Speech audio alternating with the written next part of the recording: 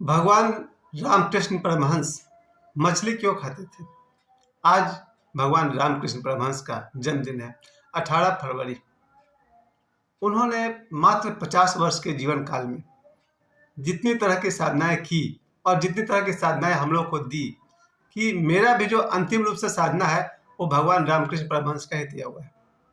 मैं जो बहुत ही साधना में जो भी करता हूँ, अल्टीमेटली मुझे वही करना पड़ा जो भगवान रामकृष्ण परमहंस करते थे।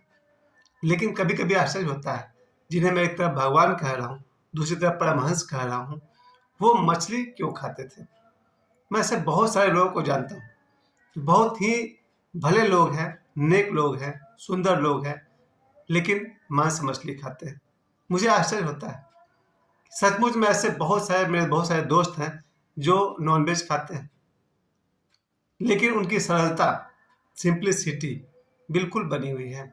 लेकिन अच्छा होता कि अगर रामकृष्ण परमहंस शाकाहारी होते। शाकाहारी वो थे, बिल्कुल थे।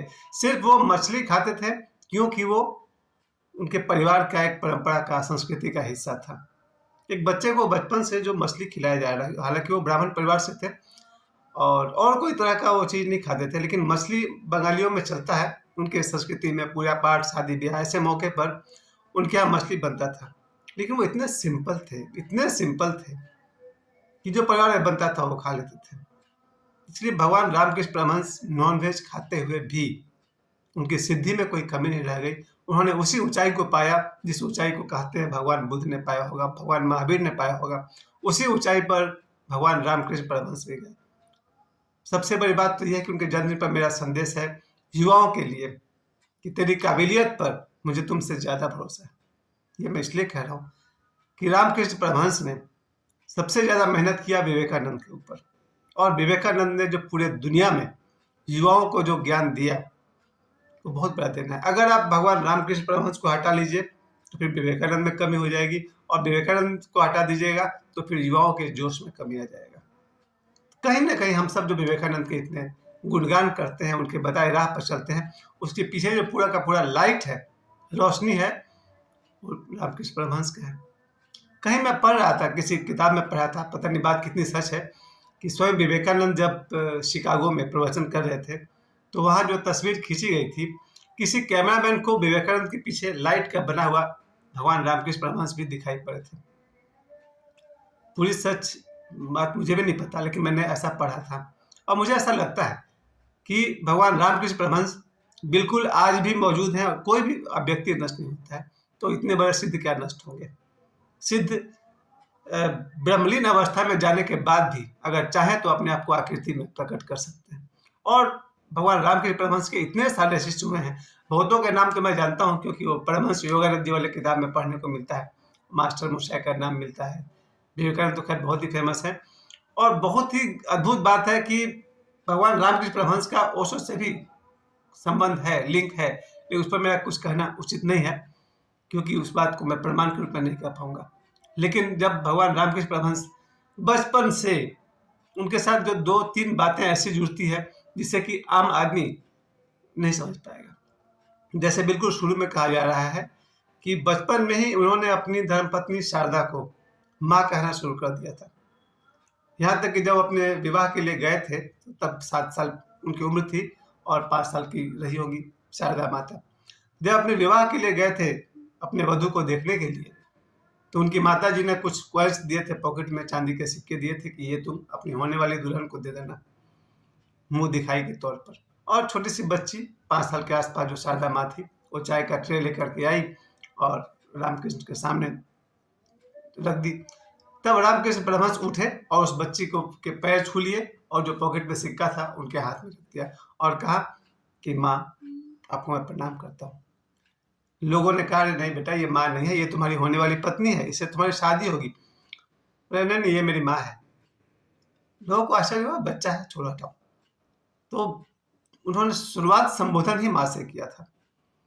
इस बात से सीधा सीधा पता चलता है कि रामकृष्ण परमहंस के मन में बालिकाओं के लिए, लड़कियों के लिए, स्त्रियों के लिए कितना कितना सम्मान रहा होगा। चलिए, बचपन में कह दिया सो कह दिया, बाद में भी जीवन काल में हमेशा वो अपनी धर्मपत्नी को माँ कहकर पुकारते थे। इसमें कोई बहुत आश्चर्य की बात नहीं है। जब भी कोई व्यक्ति किसी स्त्री में, किसी कन्या में, किसी लड़की में, किसी में माँ काली के दर्शन करने लगे, उसे उसमें माँ दिखती है। और माँ दिखना बहुत प्रेम का पराकाष्ठा है। मुझे लग रहा है कोई आश्चर्य की बात नहीं है, हम भी हैं, आप भी सुनते होंगे। बहुत सारे बच्चियों को आपने देखा होगा जिन्हें देखकर सहज ही आप उन्हें माँ कह सकते हैं। तो भगवान रामकृष्ण परमहंस के इस चैप्टर को हर कोई नहीं समझ पाएगा, लेकिन मैं समझता हूँ। जब भी कोई लड़की बहुत बहुत प्यारी लगेगी तो उसके लिए मुंह से माँ संबोधन निकल सकता है, इसमें कोई आश्चर्य नहीं है। रामकृष्ण परमहंस सिर्फ माँ काली को ही माँ कहते थे ऐसा नहीं है, वो अपनी धर्मपत्नी शारदा जी को भी माँ कहते थे। और मुझे लग रहा है कि उन्होंने लगभग सभी लड़कियों को, स्त्रियों को, कन्याओं को माँ कहकर संबोधित किया होगा। ये एक अलग चैप्टर है, इसको सब कोई नहीं समझ पाएगा। बस मैं एक लाइन में कह सकता हूँ, किसी भी लड़की, बालिका, स्त्री के प्रेम की पराकाष्ठा में उनमें माँ के दर्शन होते हैं, हो सकते हैं। दूसरी बात जो देखी गई है, जब रामकृष्ण परमहंस जी का शरीर छूटने का समय होता है, मात्र 50 साल, आज मैं 53 साल का हूँ, मुझसे भी 3 साल छोटे रहे होंगे जब उनकी कहा जाए कि शरीर छूटा। मैं तो 53 साल का हूँ, रामकृष्ण परमहंस जी मात्र 50 वर्ष की उम्र में इस दुनिया से चले गए। 1836 से लेकर 1886 तक, 1836 से लेकर के 1886 तक मात्र 50 वर्ष इस दुनिया में रहे वो। और जब वो दुनिया से जाने लगे तो माता शारदा रोने लगी, तो उन्होंने कहा रो मत, मैं हूं, मैं रहूंगा। और भगवान रामकृष्ण परमहंस के शरीर छोड़ने के बाद भी माँ शारदा, उन्होंने अपना सिंदूर नहीं मिटाया, चूड़ी नहीं तोड़ा, वो अपने आप को सुहागन मानती रही, क्योंकि वो जानती थी कि मेरा पति नहीं मरा है। इतना तो कॉमन बात है ना, क्या मरता है? शरीर मरता है। क्या मर सकता है? सिद्ध पुरुष का मन भी मर जाता है, बस उनकी जो आत्मा है वो अमर है, सदा से थी, सदा है। इसलिए माता शारदा ने अपने पति के विधवा होने के बावजूद भी अपना सिंदूर नहीं मिटाया, उन्होंने अपना चूड़ी नहीं फोड़ी, यानी सुहागन का जीवन ही जीती रही। मुझे कोई आश्चर्य नहीं है। 2 तरह का परंपरा टूटा। तो पहला परंपरा टूटा जब उन्होंने अपनी माँ, पत्नी को भी माँ कहकर संबोधित किया। दूसरा जगह पर परंपरा को उन्होंने बहुत के पार चले गए, जब विधवा स्त्री को चूड़ी और सिंदूर हटाना चाहिए था, उनकी धर्मपत्नी ने नहीं हटाया। और तीसरा मर्यादा पार किया कि भारत के साधु संत शाकाहारी हुआ करते थे और आज भी हुआ करते हैं। उनमें से भगवान रामकृष्ण परमहंस ऐसे हैं जो मछली भी खाते थे, सिर्फ इसलिए कि वो उनके परिवार के संस्कृति का एक हिस्सा था, अदरवाइज उनका कोई चॉइस नहीं था। आज उनके जन्मदिन पर मेरा संदेश युवाओं को यही कहना चाहता हूँ, और कल मैं इस पर बड़ा वीडियो बनाऊंगा। तेरी काबिलियत पर मुझे तुमसे ज़्यादा भरोसा है। आज के नौजवान, विशेषकर मेरी बेटी, मेरा बेटा और उसके उम्र के सभी लड़कियों को मेरा यही संबोधन है। मेरी बेटी की उम्र की जितनी भी लड़कियां हैं, या फिर मेरे बेटे की उम्र के जितने भी लड़के हैं, उन सब से मेरा यही कहना है, तुम्हारी काबिलियत पर मुझे तुमसे ज़्यादा भरोसा है। हर लड़का या लड़की जीवन में सफल हो सकता है। करना क्या है? करना सिर्फ ये है, एक रूटीन बनाए, जिस रूटीन में शामिल कर ले कि आज के भाग दौड़ की ज़िंदगी में, मोबाइल के खास करके ज़िंदगी में, रात 12 बजे से ठीक पहले तक सो जाना चाहिए। अगर कोई काम नहीं है तो 12 बजे रात को सोइएगा, सुबह 6 बजे के आसपास नींद खुल जाएगी। पहला, आज के बच्चे स्वस्थ रहें।